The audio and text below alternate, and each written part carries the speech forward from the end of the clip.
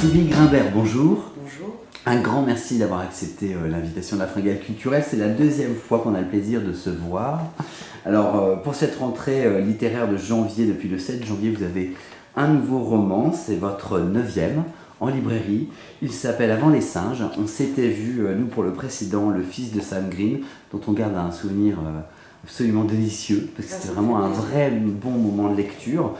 Avant les singes confirme vraiment ce sentiment au niveau de l'écriture, on va avoir le temps d'en parler, avec une histoire plus qu'étrange, donc je ne vais pas vous faire vous mettre mal à l'aise d'entrée de jeu en me disant c'est quoi le pitch, parce que c'était ce que je craignais. Si on commence comme ça va pas être terrible. Ceci dit, moi je vais pitcher un petit peu. Ça commence le plus simplement possible. Il s'agit d'un personnage féminin qui s'appelle Sabine, qui part en Suisse. C'est ça. À la montagne. À la montagne, et, au moment d'une remise de prix, d'un trophée par rapport à une invention. De son mari. De son mari, exactement. Et à ce moment-là, elle se rend compte que sa mère est présente. On sent bien qu'entre elle et sa mère, il y a des mésententes. Et au fur et à mesure du dîner, elle va se rendre compte que ses repères ne sont pas les bons. Au fur et à mesure, le monde dans lequel elle vit sa zone de confort commence à s'effriter. Il se passe des choses un peu bizarres. Tout se dérègle. Voilà. Tout se dérègle. C'est parti en fait de l'idée que je crois que on se demande tous à un moment si on aurait pu être autre chose que ce que l'on est. Si un tout petit détail dans notre vie, par exemple, si on avait pris la rue de droite au lieu de celle de gauche, si toute notre vie aurait été différente et on aurait été quelqu'un d'autre. Et Sabine va rencontrer en fait d'autres versions d'elle-même. Sabine, quand elle était jeune, voulait être danseuse, elle s'est foulée la cheville, sa carrière a été interrompue et elle va rencontrer, par exemple, Séverine, qui est exactement la même, les mêmes coordonnées, la même mère, sans doute née dans le même quartier, et qui, elle, est devenue une danseuse professionnelle. Et à partir de là, tout va se dérégler. Et effectivement, parce qu'en fait, elles sont 3 doubles, chacune appartient à une piste temporelle différente. Mais c'est surtout rencontrer ce qu'on aurait pu être. Alors, l'idée part vous venez de le dire, et si je prenais à droite ou pas à gauche, c'est comme ça que ce roman est né, ou après il y a eu un peu plus de raisonnement de votre part. Comment ça se transforme en histoire avec ce personnage Alors la question, c'est vraiment parti de ça.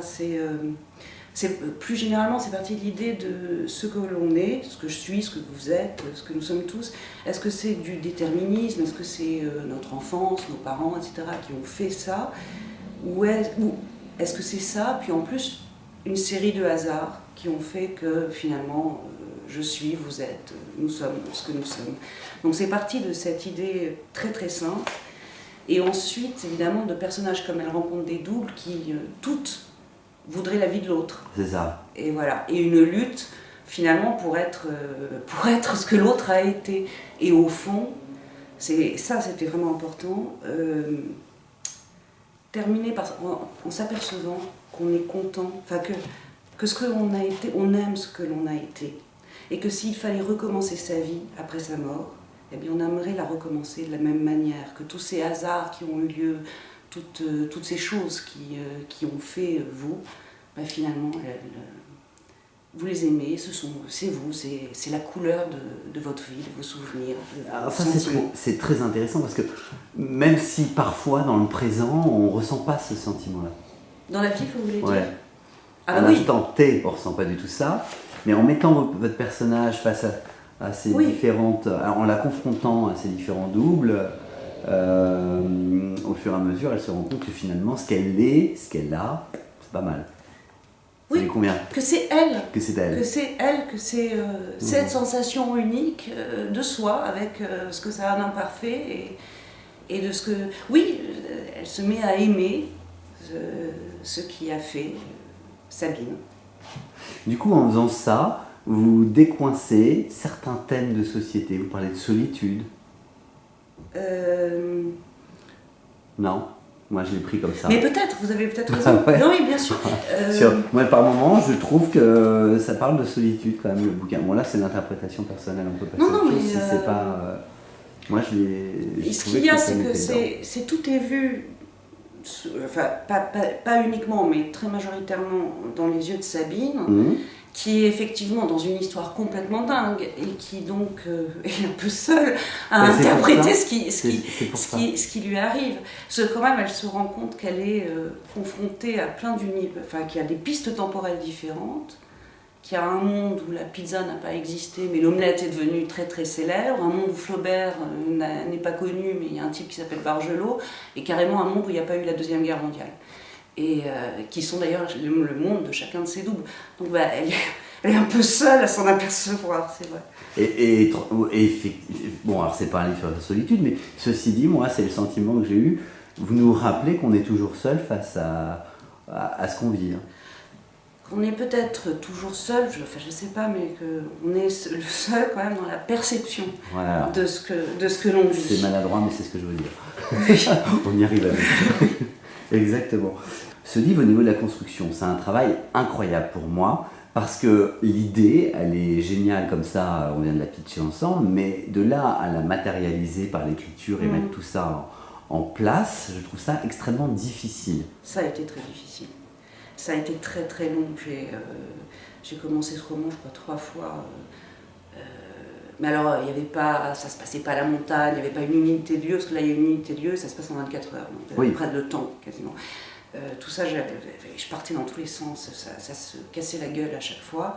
Et puis, il y a eu un moment où je me suis dit, j'avais l'histoire des doubles, des différentes versions, et je me suis dit, pour qu'elles existent, pour que toutes les versions soient valables, et une force romanesque, un seul lieu, un seul temps, et après, on tire le fil.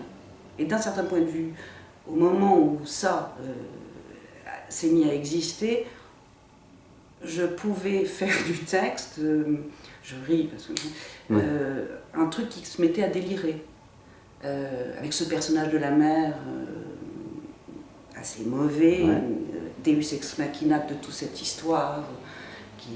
Avec des singes qui parlent. Et avec des singes qui parlent. Là, oui, petit à petit, tout était possible. Et on comprend mieux le titre à un moment donné aussi. Oui, parce que le singe, c'est... le singe qu'elle rencontre et qui parle, c'est la morale de l'histoire. C'est, tiens, vous parliez de solitude, etc. Lui, c'est l'immanence, c'est l'être qui aime ce qu'il voit, là où il est, le coléoptère, les feuilles,